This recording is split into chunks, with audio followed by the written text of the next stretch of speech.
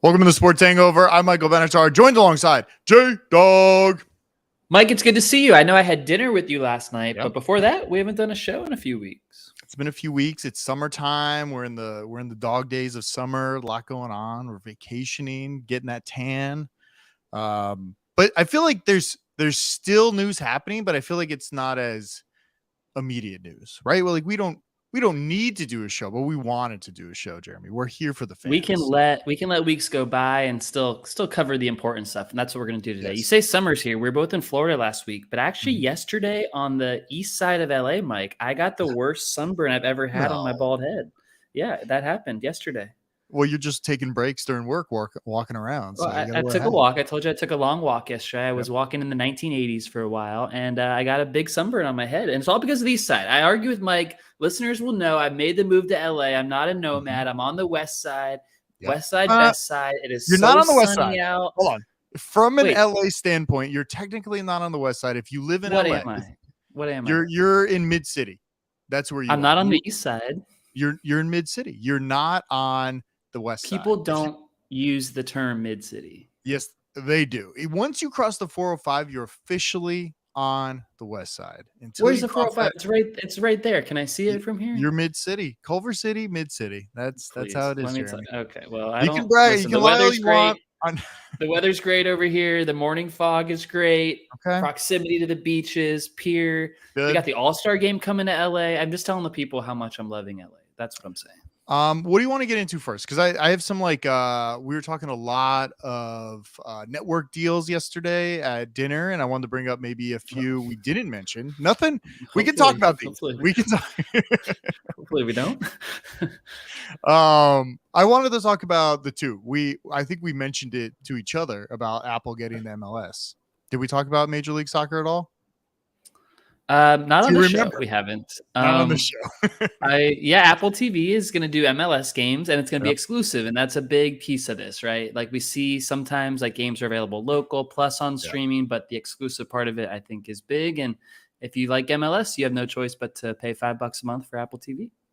Well, I mean, you get other good stuff on there too, but I think it's you get they have great shows. They do have good shows. Apple TV makes great shows. Give us your top 3 Apple TV shows ever. Top 3 Apple TV shows ever. Oh man, that's kind of hard. Severance in there? Severance? I don't think so. I'm watching Loot right now, which is really good. I don't know that one. That's a new Apple TV show. I can't remember. I mean, they kind of come and go. You know, they don't really. Well, you like that one show you and our mutual friend were both really into. I don't know the name of it. Oh yeah, it was like a sci-fi one. Yeah, it was like Other Planets. Totally forgot what it was. They spent a really big budget on it. Love the show. Google that one. We don't know the name, but it's out there. I liked For All Mankind. You didn't like that one as much. That was one of my favorites. The morning show, we didn't like it. Morning show was okay, I think, first season, but that Man on the Moon one, that alternate timeline, like what if this didn't happen? Not into the fake history. I'd rather. I love how you say that. You're into sci-fi, but you're not into fake revisionist like history. Like if one thing happens, all of world history is different. Like that's a version of sci-fi, but more realistic. Yeah, but I think it messes it up because sci-fi is supposed to be in the distant future or a future that is different with different technology. And when you just switch it with like, well, what if we lost this war? This is what would happen. And it's kind of like, really? That's what really would have happened? I can't believe it. I can't even wrap my head around it. I'd rather believe somebody going out to space than the Nazis winning or something. That's the difference. The Nazis won for many years there. It was a bad time. For All Mankind is on season 2, so I'm into that. Are you watching? It's Friday night right now. Are you watching Friday Night Baseball on Apple TV? No Friday Night Baseball for me. I finished. Well, let me tell you what the baseball fans are saying, though. I'll tell you, they love the cameras that Apple's using. Apple's using these special cameras that looks crisper and cleaner than any other sport you've ever seen. It's a little bit of the shallow focus stuff that like maybe CBS or Fox started doing in the end zone, when the player scores a touchdown. Like the DSLRs? Yeah, but like all their camera shots are that crisp and clear. And I don't know if it's because they have a super truck that's kind of outputting these feeds. I don't know if the cameras are different. I don't know exactly what's going on.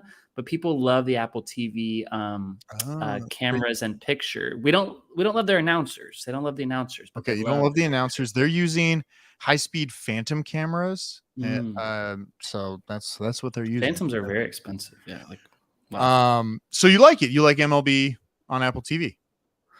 I like sports going to streaming. And here's the thing for the consumer. They might not like it because you're going to need more streaming services and more subscriptions to watch sports as we go along in the future. But at least you are not focused on linear windows and like the game starts at 3 and it has to end at 5 because there's another sport that comes on. Like all these problems with linear and TV and cable. I think it's about time we say goodbye to them. So I'm on board.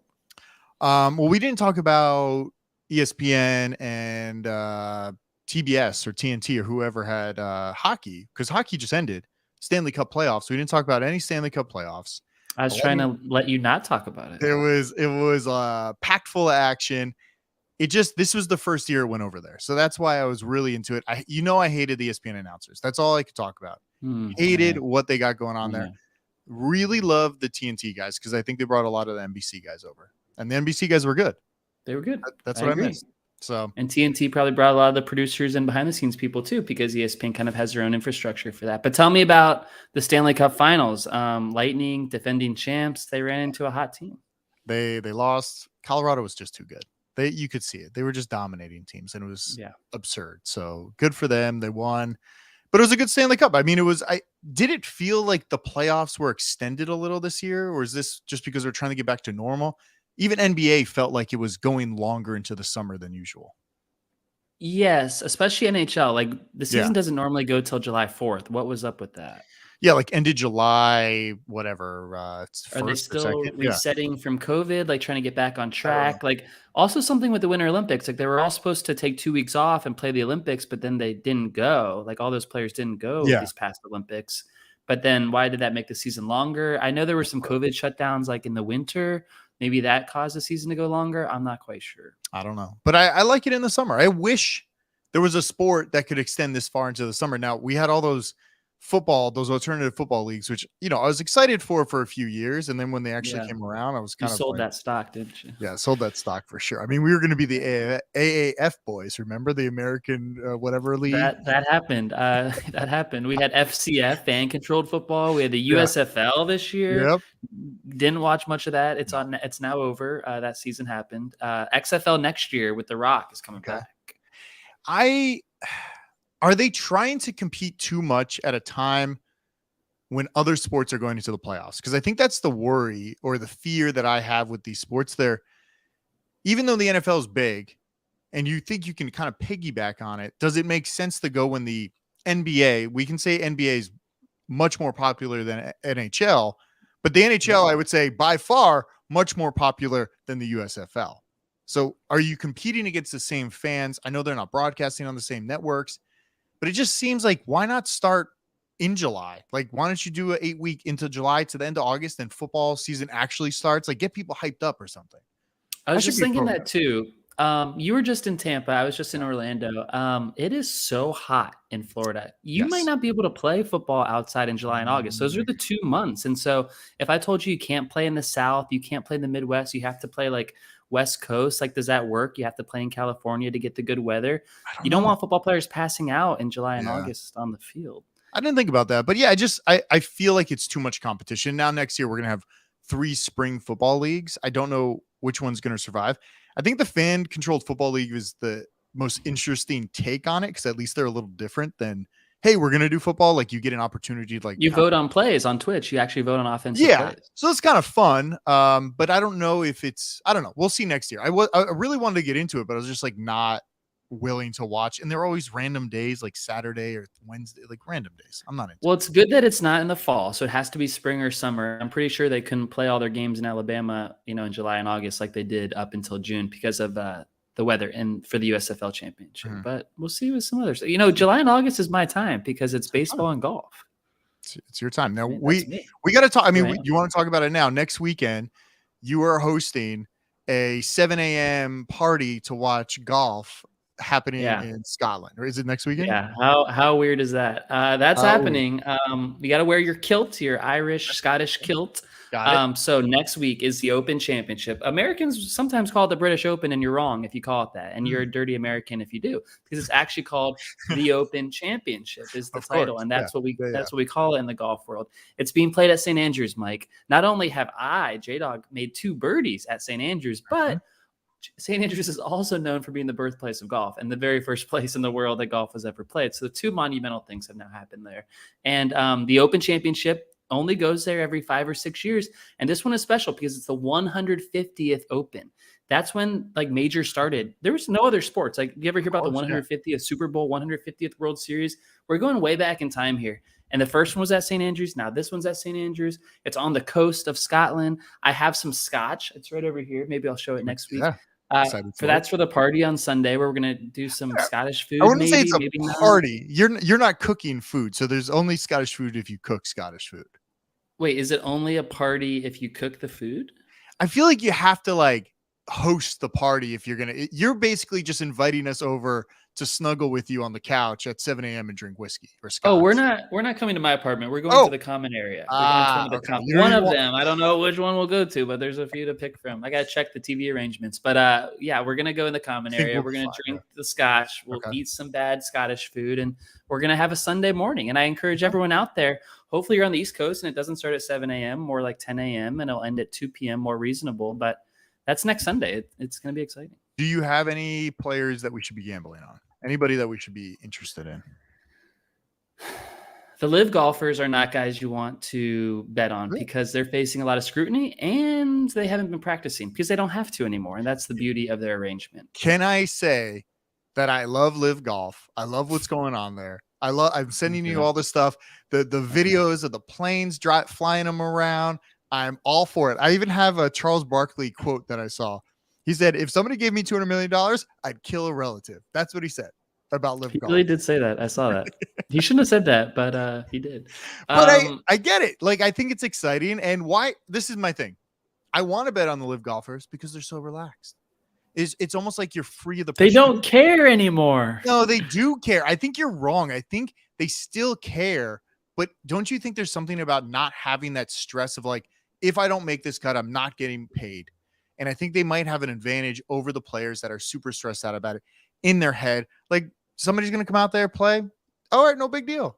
You really don't think that's going to happen, do you? No, I completely disagree. I'm shaking my head because players are getting guaranteed money to never have to perform well, to never have to practice, to never shoot a score. Well, the beauty of professional golf in the U.S. and most tours across the world is you need to shoot well and score good to be able to make money at the end of the week. And if you don't, and if you play poorly and you play like Mike or our mutual friend, then it turns out you go home and you don't make any money at all. And that's the cutthroat world of golf. That's how it's always been. And that's how it's always succeeded in the world. We've never seen a version that guarantees you money that still has good players because those players aren't likely to be good because they're having guaranteed money. All right. I'm going to say this. Every other sport in the world, your favorite sport in the world, baseball, hands out $500 million contracts. Yeah. And those men still play. They still compete. And I think the people that are competing, they want to compete no matter how much money. They just want to win. And I think that's the competitive edge. Like, if we're playing poker, I want to win. I don't even care about the money. We could play for nothing. Just for me to beat you is more than enough for me to go and want to compete. And yeah, maybe if I have $200 million in the bank, maybe I'm going to play a little different. But I'm still going to want to win. And I think that's what the athletes are. The NFL does it, right? Like, everybody gets some sort of guaranteed money. And if you perform, you can play. But it's the same thing with some of these tournaments. You can still win some more money. Everybody loves more money. So I think we'll see. You can win extra money, but what's the extra money when they're already guaranteed? Like Bryson and Dustin Johnson are guaranteed $100 million a year. So what's extra money on top of that? I know, but I think it's a thing like when you reach a certain amount of money. Like, I bet when you were in college and you said, oh, if only I could make this much money. And now you're sitting here 12 years later and you're like, well, I need a little more money and I need a little more. And always want more. And that's how rich people stay rich. I've seen it in action. They stay rich because they always ask for more and they don't want to pay for things. Yeah. So I think they're going to perform well. But give me some of your top picks or just throw out a few names if you have any names that we maybe potentially gamble on, win some money. Listen, I don't like gambling on golf. I don't like giving out names because we don't know the real information. I'll give you a few, but that's just my little asterisk because we don't know how guys are sleeping with the jet lag. We don't know how they traveled over, whether they brought their families or not. There's so many elements in golf, and I try to explain this. It's not a team sport where you got 11 guys on each side of the ball that you're betting on. You are betting on one single person and the mood that they wake up in and the mood that they're going to be in this week. And I can't take you inside their heads. I used to be able to do that when I was out there on tour, but I can't do it anymore, Mike. But I'm going to give you a few names. One, Rory McIlroy is thirsty AF to beat these Live MFers. He wants to destroy them, and he wants to destroy them in front of them. And if he gets put into a final group with Dustin Johnson or Phil Mickelson, and he has a chance to say, F you, I'm a better player than you, he wants that pressure on him. And look out for Rory next week. He's going to have really low odds or high odds, however you look at it, to win. But you should still bet on him. So that's a good one. Someone else who I think could be a factor is Xander Schauffele. I'm a big Xander Schauffele fan. Rumored to actually go to the Live. I don't think he's actually going because he's a good dude. I actually know him personally. I think Xander Schauffele, he just played well last week in an event. I think he's going to play well at the Open. So those are two for him. So because I don't know, what is the travel schedule for golfers? Because if you're an NFL player, you kind of get there maybe a week or so before, you practice, get acclimated. What's the deal with these guys? When are they flying out?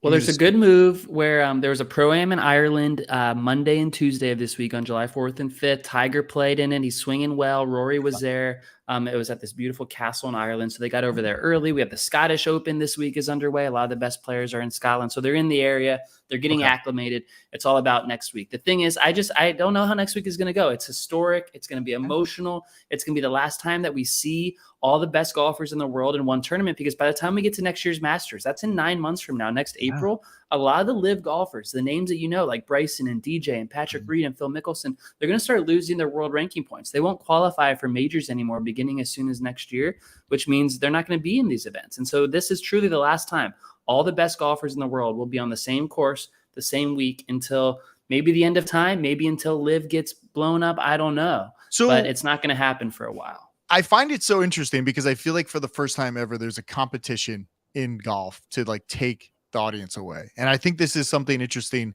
because I know we were talking about maybe Golf Channel has the rights right now. What's going to happen? How are people going to watch live golf? Where's that going to go? Are they going to get a deal? They're just on YouTube right now. I think it's kind of interesting that this is all folding out, and they got a lot of money out there. They have tons of money. They don't know what to do with it. And I think it's going to be, I think it's exciting. I'm into it. I'm really into it. So by the way, the Sports Hangover submitted for the event over in Portland. We got denied. So I'm trying the next event. So we submitted.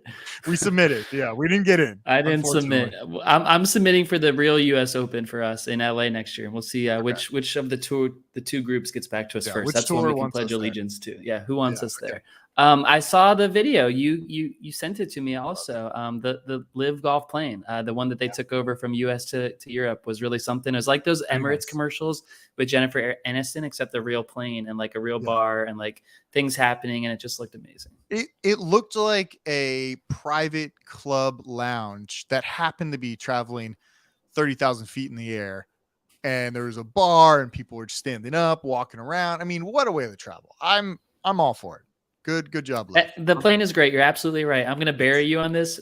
Speaking of planes at 30,000 feet, the families of 9/11 victims, Mike, are not happy with Live Golf, and they're not happy with people like you because you are supporting Live Golf, and they do press conferences now every single week. And they talk to the golfers. They hold press conferences at these Live Golf events. They did it in Portland. They did it previously at the first event in London. And so they are coming after the Live golfers because apparently a lot of the Saudi government helped fund 9/11. So that's a whole part of it. Yeah, listen, the Saudis fund a lot of stuff in the U.S. So I don't know. It just...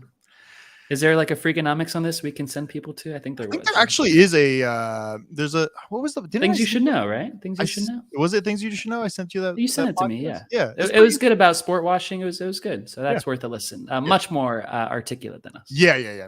We're not very good at that. What do you want to talk about? You want to talk about let's do a segment. Can we do NBA news? Got it. NBA news. You got a little hockey talk in there. Steph Curry won another title, but it wasn't very exciting. Something about the Warriors, and they win a lot. I know it's been a couple years, but something about Curry and Clay and running it back. I just wasn't really into it. I don't know. I honestly didn't even know it was on. I was in bed and I was like, Wait, did the NBA Finals happen tonight? I thought it was the next day, and I totally missed it. I watched like the end when they're getting the they're doing the press and all that stuff. Yeah, I don't know what it was. Are we slowly falling out of it because we're not in it? Because I always feel like I have to, we're going to Vegas in 2 weeks because we're going to be us and the mutual friend are going to be gambling for the super contest this year. And I feel like that super contest keeps me so dialed in that I need to gamble on the NBA and the NHL to really feel into it, because I'm not just going to put on an NBA game just to watch it unless I have something, like a team or something like that. I'm not really that into it. I don't know. There was something definitely missing this finals, at least for me. But like recent finals didn't have stars, and this one had stars, but I still was kind of bored by it. Are we just conditioned to like LeBron / the Lakers being in it, and like we need like LeBron to carry it, and we need like the LeBron versus the enemy type of storyline? Like maybe that's it. But I don't know. I wasn't into it. Like I wasn't into Boston winning the early games, and I wasn't into Golden State winning the later games. I was like, what am I into here? So, I don't know. It's almost like I'm rather into the like gossip around it, where like Kyrie wants to leave and Kevin Durant wants to leave the Nets, and where they going, and like that's the next thing is Durant is going somewhere. We don't know where, but he's probably going somewhere. Then Kyrie might want to go back to the Lakers and join LeBron. Now Kyrie was with LeBron on the Cavs, and I didn't think that went very well in the end. So why does LeBron like has his pick of all the guys? He's going to go with Kyrie. I don't know. And LeBron, is he still any good? I know he's getting old. I know he's the GM of the Lakers, but what's going on there? I don't really know. It seems weird. It seems like almost it's like an ex coming back and be like, shit, I didn't realize what I had, and I just got to go back to you because you're. Tell us about it, Mike. No, that's what I feel like Kyrie is doing right now. And LeBron's like, come on, like I'll take you back, like come play with me, because obviously like whatever's going on with the Lakers probably not working. But yeah, to me, I need the game. I'm going to gamble on the NBA next season. I'm going to really get into it. I'm going to try. Because I don't know if the flat Earth thing is going to work out here for Kyrie. You go out to the Pacific and you see that horizon, like you see it. I know. It's right there. You love that beach. You love that beach. I do love it. I got another segment here. Maybe do a little Scandal City. Scandal City. Time to dig up the dirtiest stories around the sport world in this week's Scandal City. We're going to North Carolina for this one. No, it's not the housing market in Raleigh, Mike. It's actually Charlotte. It's actually Charlotte, North Carolina, because the Panthers, they have 2 quarterbacks now from the so-called great draft class, and we don't know what they're going to do with them because they added Baker Mayfield. They already traded for Sam Darnold. And remember that year, it was Baker and Darnold and Josh Allen and Josh Rosen. Those were the 4 quarterbacks. And now we know that 3 of them turned out to be busts. And that's what happens sometimes. As Boris Johnson would say, them's the breaks. That's the kind of thing that happens when you draft a quarterback pretty high. I just thought of that. Are you watching some like political British news lately? Are you really getting into the Boris Johnson thing is crazy. I could talk for half an hour on board. Did you see what happened? Yeah, I mean, he was like... He lost like 58 officers in his cabinet, and then he was like the last one to just resign. I don't even know why, but all that's happening. The speech he gave about resigning didn't feel like a resigning speech. It didn't capture the mood properly. No. But keep going. The breaks. Yeah. That's what he said. So that's what happens when you draft a quarterback high. And now the Jets have gone through it with Darnold. They're about to go through it again with Zach Wilson. Man, how many can they mess up? The Browns went through it with Baker. Now they have another situation. There's other podcasts for us to go in depth on that. And I don't know who's going to play quarterback for them this year, but it's not going to be Deshaun Watson, apparently. But anyway, the Panthers have Darnold and they have Baker. And I think they should add Josh Rosen just for fun, just to add the 3 busts together and like have a little competition amongst the 3 busts until you can find someone else. Who do you think is going to start this year out of Darnold and Baker? Do you think Baker can beat Darnold? Like Darnold's been there. He knows the system. Do you think he can, because it's his job to lose, right? He's the one that's the starter right now. They basically got Baker as a backup in a sense, right? Or did they come in there for a competition? I'm uncomfortable answering the question because if you go to a terrible restaurant and you have a terrible meal, and then you go to another terrible restaurant, and you have a terrible meal, and then you say, which terrible meal would you rather have a second time? I'm going to say, I'm not eating tonight. And that's the Panthers quarterback situation. I don't want to watch any of them. I don't think any of them are going to succeed. Okay. It's It's sad. It's depressing. It's pathetic what that organization is actually doing at the quarterback position. They're accumulating everyone's trash and presenting it as treasure, yet you're trash. And like they have the richest owner in sports. David Tepper's so rich. He couldn't land Deshaun Watson. Maybe that's for the best. We don't know yet. Definitely, but what are the Panthers doing? And so maybe this is a little bit of J-Dog Takes On here, but I'm mad that they're subjecting their fans and subjecting Christian McCaffrey to take handoffs from all these different bums. Do you think the way they're doing it is because you need a franchise quarterback, right? They have Christian McCaffrey, they got him. They have like, that's the core of the team, right? So instead of them trying to get these other assets, they just need a quarterback and they're just trying to take a shot in the dark. And I feel like sometimes when a quarterback goes somewhere else, sometimes you can see a little different spark in them or a different little game plan, like maybe situational, like football at that moment wasn't a good thing. And I don't think the Browns are the best organization in the world. Obviously they had Baker, basically went out and said, we want this other guy. We're going to give him $200 million guaranteed money. Oh yeah. And he's not even going to play this year. And then Baker's like, I'm out. And then they also covered most of his contract. I think they only had to pay $10 million out of his contract. Carolina did. It's only this year. Only this year is left on the deal, and still paying him $10 million. That's kind of like $8 million more than I want to pay him, right? Yeah, but if he only has one, he was so bad last year. If he has 1 year left on the deal, this is like his shot to like say, "Hey, I'm worth it." Maybe another team picks him up. I was confused why even Seattle didn't pick him up. Seattle's got literally no one at court. Like they don't have a quarterback. Mike, I don't know. Half the locker room is in a Drew Lock and half the locker room's in a Geno Smith. Like that locker room is happy with their options. What kind of drugs are they giving people out in Seattle? Because whatever they're doing, there's no way. If you saw Geno Smith come in for Russell last year and see him play, there's no way you think he is a starting quarterback. When was the last? What year was he a starting quarterback for the Jets? What year was that? That was before Sam Darnold. College? Right? It was like before. It was like 2017 or so. No. Geno Smith? Hold on. I'm gonna look 5 years ago, right? No. I think it was longer or shorter. I thought he was longer ago. But they went to Darnold, and so it would have been the year before the Baker Darnold draft class that we're talking about.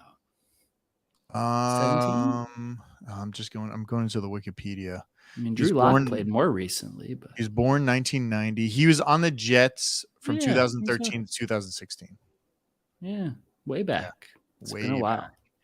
Yeah, what's Pete Carroll doing there? That's another issue. So, yeah, they could have used Baker. I just think the Panthers are piling on the shit sandwich right now. You know, when you have a shit sandwich, you keep adding to it. It's still a shit sandwich. That's what the Panthers are doing at quarterback, and I think they can take a different way to go, a different method. Okay, I want to play a game real quick. This is from Warren Sharp. He had a tweet that he said, "Here are the most expensive offenses going into 2022-2023 season of the NFL currently right now. If you can name the top three, you're a genius, because there's absolutely no way you would have thought these teams." Now that's already given you a hint right there, so but try to name top three and then try to name the bottom three, because the bottom three also surprised me too. Or bottom five. Okay, we're looking for big quarterback cap hits is what we're looking for right off the bat. And so sure. Take me to the name it and I have the Las Vegas Raiders. The Raiders, they are not on the top 10 and they're not on the bottom 5. Okay. So I was thinking Carr, Devontae Adams. Mm-hmm. This might be intriguing, but can I say the Green Bay Packers? Green Bay Packers are not there either. Let me give you number 3. A little off on the quarterback. Let me give you number 3 and it'll kind of set a tone for you here. The number 3 most expensive offense going into the 2022 season is your Washington Commanders, which is weird to say, almost for the Washington football team. Wow, how'd you get that out right? $122 million offense. They're paying offensive players $122 million. I don't even know who they're paying that much. I can't tell you who their quarterback is. I was trying to think, okay, where did Matt Ryan go? Matt Ryan went to Indy. Fitzpatrick isn't there. Oh, it's Carson Wentz. Okay. Carson Wentz. Yeah, goodness. Okay. But they don't even have like free agents. Like they have Terry McLaurin at receiver, running back. Not a lot of guys. They have the young guy who makes plays. Yeah, there's basically no one knows. All right, let's back up a second. The Cowboys are in the top 2. Correct. Yeah, because we got Zeke and we got Dak, so that came to me quick. So they're number 2. with also 120. So who's the most expensive? Expensive. I think it's it's the Rams. It's the Rams. It is the Detroit Lions spending $123 million on their offense this year. Wait, is this in free agent acquisition? This is free agent acquisition. I think it's just salary cap, like $123 million, right? Or how much? They can't have They can't have the most expensive offense because we can't name many players on their offense. I think that's the joke of it. Maybe it's what they spent this offseason, like Goff, maybe an extension. So the number, last year's salary cap was $182 million. It increased by $25 million this year, and we're at $208 million. So they're spending more than half right now on offense, which is absolutely insane. We get a Lions highest paid on offense? Okay, yeah, can we get a Lions depth chart? What's highest paid? I mean, that might be the game. Name 3 Lions. That's the game.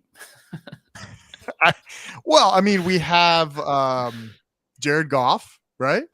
We know him. Yeah, Jared Goff. Okay. Who else? We have. I don't know where you're getting the stat. I'm looking at their offense now, and I'm not seeing many high paid guys. DJ Chark is highly paid. I know he is. We don't know why, but he is. He is. TJ Hawkinson, I don't think is on a new deal. Okay, I'm sharing the screen here. This is their salary. So, average salary right here. If you're watching us, Jared Goff's getting paid $33 million a year. This is left tackle Taylor Decker. Yep, getting $15 million. We got a center. So they're investing in the line. Clearly, yeah, that's good. Center's getting 13. Where's like a playmaker on this? Okay, so we got a tight end. Hawkinson's getting paid only getting $5 million. That's small. So basically, DJ Chark's making $10 million this year. That's a problem. That's definitely a big problem. DeAndre, he's only getting paid $2 million. He must be on his rookie contract. He's on a rookie deal, a second round pick. I don't know where you got that stat from. I got love the screen you're showing though. I love the screen. Yeah. Should we go?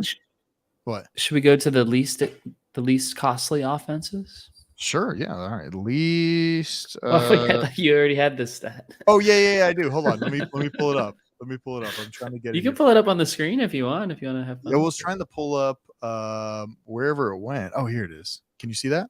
This is what I have. Yeah, this is my notion. Yeah. Okay. Most expensive. Bottom five. Chicago. Definitely believe it. Like, what are they doing? No vision on offense. They don't want to protect Justin Fields. It's like they want him to get sacked. They don't have an offense. $62 million. Yeah. Okay. They don't have one. Pittsburgh, they have a young offense. So they got the young quarterback, Kenny Pickett. They got Mitchell Trubisky. They should be spending on their offensive line like Detroit is spending on their offense. Well, they should be, but they're not. Yeah. And then really Atlanta makes sense. I don't know who their quarterback is. Who is their quarterback? Okay. Marcus Mariota? No. Yeah. Really? Yeah. No way. Are you sure? Yeah, he is. For sure. Yeah. I'm telling you. Yeah. And they also drafted a guy in like the second round, but I don't know who it was. Go back up to the top. What did Warren Sharp call this tweet? Okay. Can you scroll? Most expensive offenses in that's a brain teaser. No one would know that. No. I think that's why it's so shocking. So in my mind, do you gamble on Detroit as an underdog going into the season and try to, if they have so much protection, can Jared Goff kind of perform like he did, at the greatest game that I was at here at the Rams Stadium against Kansas City Chiefs? He scored with Mahomes for a while. He did. And I think he had a lot of protection. So I don't know. It's kind of wild that they're paying so much for like tackles and centers, 10, 20 million. I mean, and Jared Goff's getting paid way too much money. Yeah. I don't think you need to bet on the Lions. I don't think that's my takeaway here.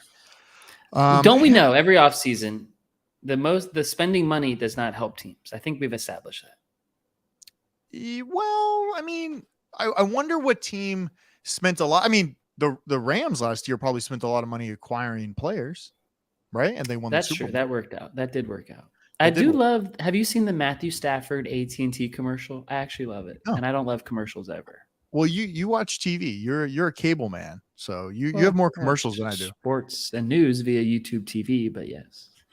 Anyway, he walks in And the woman, I forget her name in all the AT&T commercials. He's like, so I can trade in my phone of something I've loved for so many years and had so many great memories with, and have a completely new phone, but still love my time with my old phone. And the answer is yes, because he could go to LA and win a Super Bowl right now. And he did. And that's great. And I don't know if LA really cared. Can we do a J-Dog Takes On before we go? Let's do it. All right. J-Dog Takes On. Listen, we're in year 3 of COVID, calendar year 3. It's our 3rd summer of COVID, and people are going out there traveling, as you should. What? Yeah, COVID's over, by the way. We got vax carded last night, so I don't know. That was weird. So it's great. People are going to travel, as you should. Great destinations. A lot of people going to Europe, the islands, around America. Good for you. Go out and do it this summer.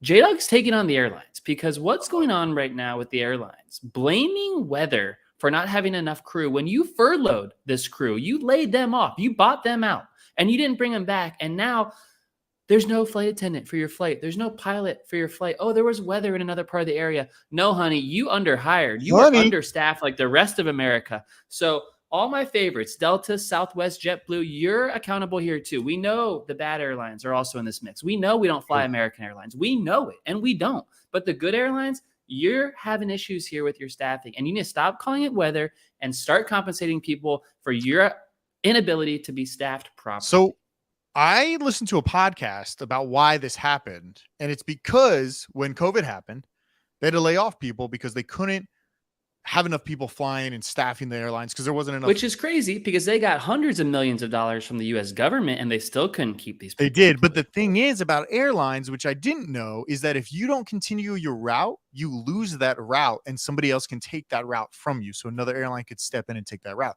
So technically, if the plane was empty, the plane's got to fly, and we got to go to that destination. And then it's also, I guess what it is, it's like a labor shortage basically we're having right now, because what everybody did was they quit, and then now you have to retrain people to get them back up to qualifications to fly, get on the staffing, do all this stuff. And hiring's really hard. Onboarding, really hard. You can't just plug in and be like, boop, you should know everything now. It's like, you got to be there for a little while to understand the whole Mike, they got bailed out by the government. If they didn't get bailed out, they all would have gone out of business. You got a charity basket from the government who is in so much debt, the government that is causing this inflation to happen in the first place. Yet they said, not our problem. We can't hire all these people back. We got to train them. Oh, it's going to take us so much time. Oh, there's weather in Kansas City. We can't give you any compensation. It's all bullshit. And these airlines, you need to figure it out, and you need to figure it out quick, because we're traveling. America is traveling. We are ready to see the world again, and you need to help us get there. I will say I just flew to Florida. No delays on my flight. Straight through. No delays. 50%. Great flight. Great flight. Just heard a lot of horror stories. Friends, family. A lot of people are going through it. Yeah, but people are getting paid. People are making money from it. Be like a couple $100 not to get on your flight. I'm like, I'll take it any day. Give me a couple. Those are good. $100 of credit. Yeah, to go fly somewhere. Always take that. That's it. Check out the sportshangover.com. There's some new swag up there. A little teaser. If you go look at it, you might see some new swag that we might launch during our time in Vegas. Will be fun. We'll put some pictures up there. But yeah, go check it out. And I have no closer, Jeremy. You got to end the show. Give me your closer. I haven't thought of one yet. It's the summer. I'm thinking of a new one for 2022. It's the summer. We're heading outside. Enjoy the sun. Fly somewhere great. And we'll see you next time. The Sports Hangover.